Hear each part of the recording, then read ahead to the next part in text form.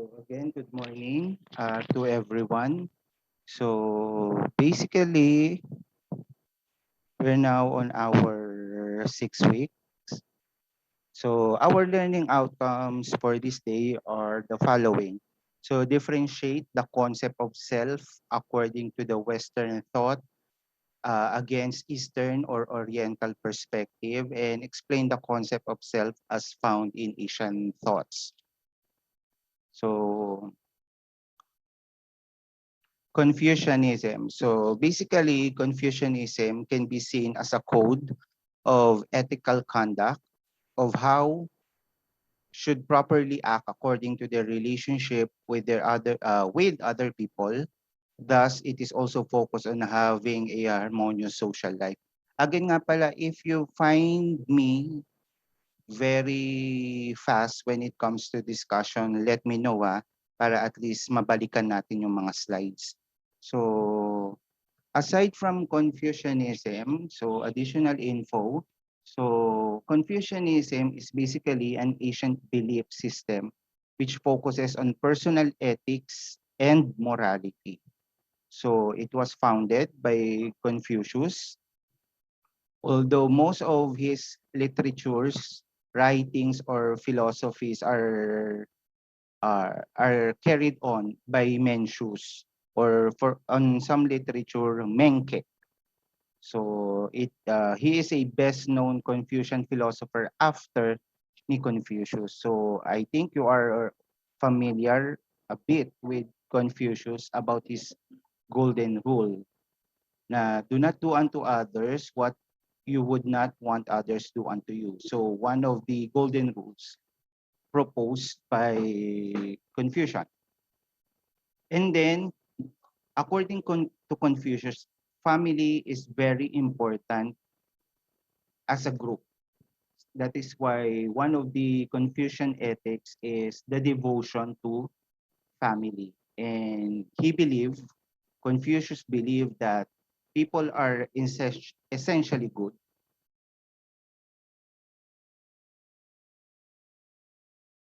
Taoism.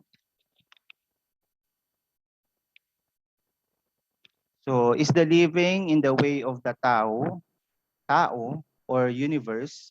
However, Taoism rejects one definition of what Tao is, and one can only state clues of what is they adopt of a free-flowing, relative, unitary, as well as paradoxical view of almost everything. In relation to this, Taoism is considered both as a religion and a philosophy founded by Lao, Lao Tzu. And then, according to Taoism, humans and animals should live in balance with the universe. Kaya pag pinag-usapan na natin ang universe, which is also indicated in this slide, it's called Tao, or on some is Taoism. So Taoist believes in spirit, immortality, spirit of the body joins with the universe after death. So also Taoists believe in gods. So the multiplicity of gods, yung polyistic na sinasabi natin. And they also believe in balance. Yun yung, if you are familiar with yin and yang, so basically Taoist believes on the balance between light and darkness, hot and cold. So yun yung mga pinaniniwalaan ng Taoist. Followed by Buddhism. Buddhism is the self is seen as an illusion born out of ignorance of trying to hold and control things or human-centered needs. Thus, the self is also source of this suffering. So, since Buddhism, it is originated in India, so one of the largest religious group in the world, it was founded by Siddhartha Gautama.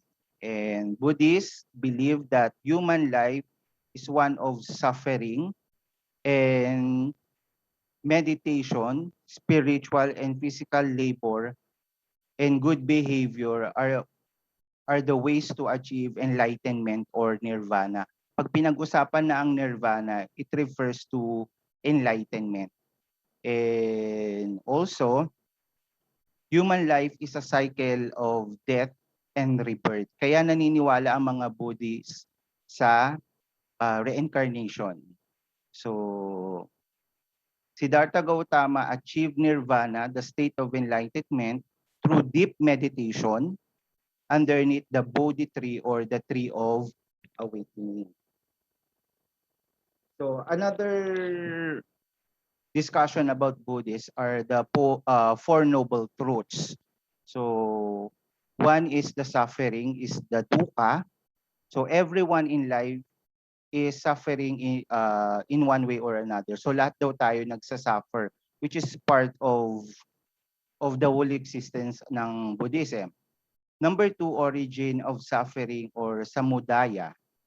Suffering comes from the desire or yung earthly desire, yung need for food, but this time yung tinatawag natin na sobra-sobra na desire. Kasi anything naman in Buddhist is also referring to balance, pero anything that is in excess is considered na masama. Number three, cessation of suffering or nirodha. So it is possible to stop the suffering and achieve enlightenment. That is the third noble truth about Buddhism. And the last one is path to cessation of suffering or magga. So, kumbaga, through meditation, a person can at least go to the so-called middle way. When we speak of middle way, it is neither extreme asceticism or extreme wealth. So pag sinabi kasi natin ng extreme, di ba, sobra-sobra, ibig sabihin nun, nasa gitna ka ng, yes, you're still following your hunger, yes, you're still following yung wealth na meron ka, however, you are in a middle na anything that is in excess, kumbaga, ibabalance mo. Yan yung fourth noble truth, the path of cessation of suffering or magga. And likewise, Buddhists believe in karma. So, kumbaga, kung ano yung ginawa mo ngayon in your future life, just in case na ma-reincarnate daw tayo, is posible na mabago. Kaya yung social status na tinatawag natin sa India, pwede siyang mabago through reincarnation depending on the karma na ginawa mo nung nabubuhay ka pa. And likewise, in Buddhism, there are two types of Buddhists. We have the Buddhism or Mahayana and Theravada. In Mahayana Buddhism, usually the countries involved are Tibet, China, Taiwan, Korea, Japan, and Mongolia. While in Theravada, usually the countries involved here are Sri Lanka, Cambodia, Thailand, Laos, and Myanmar. So, yan po yung sa Buddhism. In Western culture, basically, it's different. Since in this slide, in Western culture, they are very individualistic. They are always seeking for their own identity. While in Asian culture, we are more collectivistic culture, meaning we do on a group. Kaya nga, for example, usually if we decide something, there are always consent from the parents, from the significant others kung gagawin ba natin to or hindi. Not unlike in Western culture, di ba, bata pa lang, talagang kumbaga yung thought of maging individual ka, be yourself. Yun ang paniniwala ng Western culture.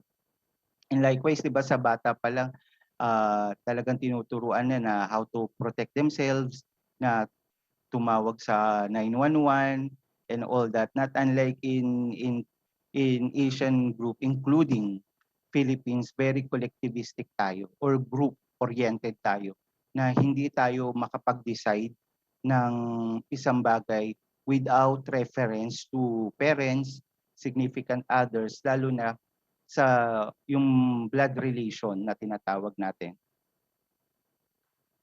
So, any questions po ba?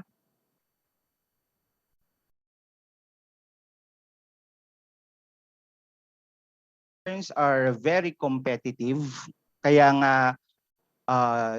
yung self ng mga Westerns are very straightforward, 'di ba? They are very I'll go back with the word individualistic. Since bata pa lang, they are actually mold na you are an individual, you are special, you can decide on your own. Although there are certain legalities, of course, na kino-consider. Pero sa school pa lang, minomold na ang bata na to be independent, to be individualistic. That is why they are very straightforward when it comes to their wants, to their likes. Hindi kagaya sa atin ng mga Asian, yun nga, babalikan natin, since we are living in a group oriented society or group oriented culture, we really can't decide on things without reference to our parents, to our siblings na nakakatanda. So, yan. And kagaya sa Filipino, we always think of ano bang sasabihin ng parents ko kapag ginawa ko to. Baka magalit sila. Yan yung mga Eastern or Oriental beliefs natin in general. That is why we don't compromise the decision of elders. Yan ang isa sa mga characteristics ng Asian or Oriental culture na hindi na rin mababago. If mabago man, it takes time for us to really be quote-unquote individual. Kasi marami, again, babalikan natin ang anthropology or culture ng Pilipinas. We've been a social group for the longest time. And part of that is yung culture natin na we really have high regards when it comes to religion, when it comes to family, parents, na even up to this day na there are some parents na who decides parents who decide na anong kukunin na kurso ng anak, anong gusto niyang mangyari sa buhay ng anak niya. So still there are families who are like that, lalo na sa mga provinces.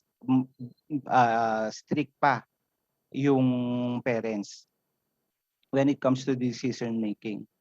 So again, in Western countries, they value equality or fair competition, while in Asian or collectivistic culture,